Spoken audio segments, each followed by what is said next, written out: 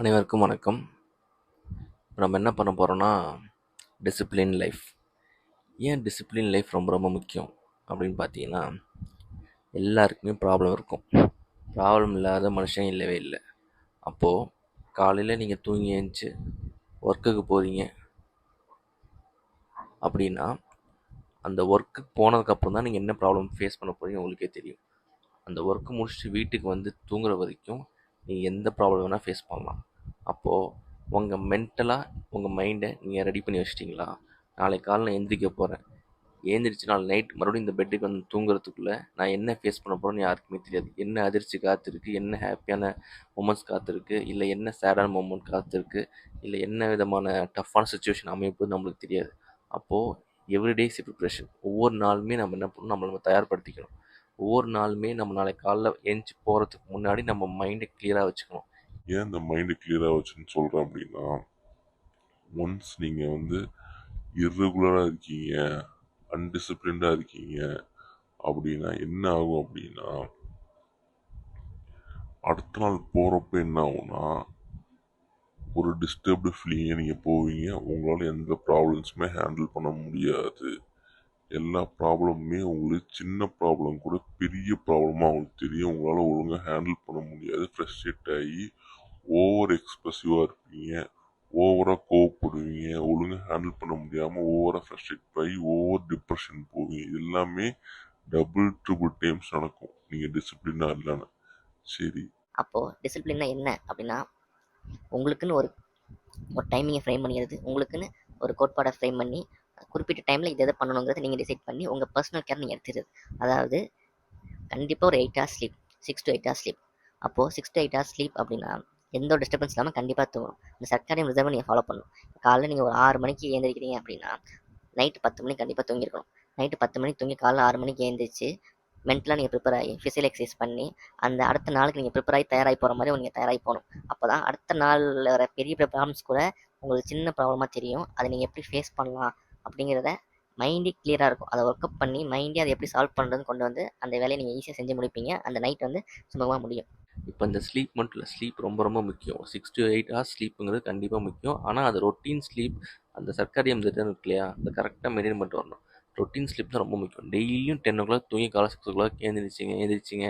6 o'clock எழுந்திரிச்சி ஒரு work out, ஒரு 1 hour ஒர்க் அவுட் பண்ணீங்க, நல்ல ஃபுட் எடுத்துக்கிட்டீங்க, நல்ல டயட் சாப்பிட்றீங்க, கரெக்டாக உங்கள் ரொட்டீனை ஃபாலோ பண்ணிகிட்டு இருக்கீங்க. அதாவது ரொட்டீன்ங்கிறது இந்த டைமில் இந்த டைமில் தூங்குவேன், அடுத்து இந்த டைம் இவ்வளோ நேரம் எக்ஸசைஸ் பண்ணுவேன், அதுக்கப்புறம் இந்தந்த ஃபுட்ஸ் நான் இந்தந்த டேக்கு எடுத்துப்பேன், அப்புறம் ஒர்க் போயிட்டு வந்ததுக்கப்புறம் என்னென்ன வேலை பண்ணுவேன். இது ஒரு ரொட்டீனாக நீங்கள் வச்சுருக்கணும். இதுதான் டிசிப்ளின் லைஃப்ங்கிறது. இந்த ரொட்டீன் நீங்கள் எப்படி இந்த ரொட்டீனை ஃபாலோ பண்ணுறீங்களோ அதுக்கு ஏற்ற மாதிரி உங்கள் பாடியும் உங்கள் மென்டலும் கரெக்டாக என்ன ஆகும் அப்படின்னா இதுக்கேற்ற மாதிரி டியூனாக இருக்கும். அப்போது நீங்கள் எவ்ரிடே ப்ரிப்பேர்டாக இருப்பீங்க. எல்லா நாளுமே இதை ஃபாலோ பண்ணிக்கிட்டு இருக்கப்போ எந்த அசம்பாவிதம் நடந்தாலும், என்ன ஒர்க் ப்ரெஷர் வந்தாலும், என்ன டென்ஷன் வந்தாலும், யார் உங்களை என்ன சொன்னாலும், யார் உன்னை ஷேம் பண்ணாலும், என்ன நடந்தாலுமே கிரிட்டிசைஸ் பண்ணாலும் அதை எப்படி டேக்கிள் பண்ணுறதுக்கான ஃபுல் ப்ரிப்பரேஷன் மைண்ட் அளவுலையும் சரி பாடி அளவுலையும் சரி நீங்கள் தயாராக இருக்கும்போது உங்களால் இன்னும் ஃபோக்கஸ்டாக எல்லா ப்ராப்ளமே ஈஸியாக சால்வ் பண்ணி வர முடியும். எந்த டிப்ரெஷன், ஆன்சைட்டி, ஒரு ஃப்ரஸ்ட்ரேஷன், கோவப்படுறது, வாழ்க்கையை வெறுக்கிறது, இது மாதிரியான வேலைகள்லாம் எதுவுமே இருக்காது. இதெல்லாம் சால்வ் பண்ணோம் அப்படின்னா ஒரே டிசிப்ளின்டு லைஃப். பெரிய பெரிய ஆட்கள், பெரிய பெரிய முதலாளிகள்லாம் கரெக்டாக அதை ஃபாலோ பண்ணுவானுங்க. கரெக்டான டயட், ஓவர் ஃபுட்டு சாப்பிட்றது, ஓவராக தூங்குறது, இல்லை தூக்கமே இல்லாமல் இருக்கிறது, கண்டபடிக்கு தூங்குறது, இஷ்டத்துக்கு போகிறது வர்றது, அது மாதிரி எந்த ஒரு பர்சனல் கேர் டிசிப்ளின் லைஃப் இல்லாதப்போ என்ன ஆகும் அப்படின்னா உங்கள் மைண்டு என்ன நிலைமை இருக்குன்னு உங்களுக்கே தெரியாது. அந்தந்த டைமில் தோன்றது தான். மூட் ஸ்விங் பயங்கரமாக இருக்கும். நீங்கள் டிசிப்ளினாக இல்லைன்னா உங்களோட மூட் ஸ்விங் பயங்கரமாக இருக்கும்.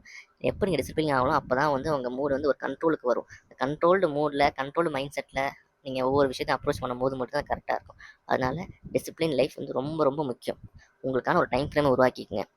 இவ்வளோ நேரம் தூங்குவேன், இவ்வளோ நேரம் எக்ஸசைஸ் பண்ணுவேன், இப்போ நான் படிப்பேன், இப்போ நான் தூங்குவேன், இப்போ நான் அதை சாப்பிடுவேன், இன்னைக்கு இதை சாப்பிடுவேன், இது நான் சாப்பிடுவேன், இது நான் சாப்பிட மாட்டேன், இதை நான் கம்மியாக சாப்பிடுவேன், இதை நான் அதிகமாக சாப்பிடுவேன். எல்லாத்துக்குமே ஒரு டைம் ஃப்ரேம், எல்லாத்துக்குமே ஒரு கோட்பாடு, எல்லாத்துக்குமே ஒரு அளவுகோல் எல்லாமே செட் பண்ணி உங்கள் பாடியும் மைண்டையும் ரெகுலரைஸ் பண்ணி அதுக்கேற்ற மாதிரி டியூன் பண்ணி வச்சுருந்தீங்க அப்படின்னா என்ன ப்ராப்ளம் எப்போ என்ன நடந்தாலுமே உங்கள் மைண்டும் பாடியும் ரெடியாக நிற்கும் அதை ஃபேஸ் பண்ணுறதுக்கு.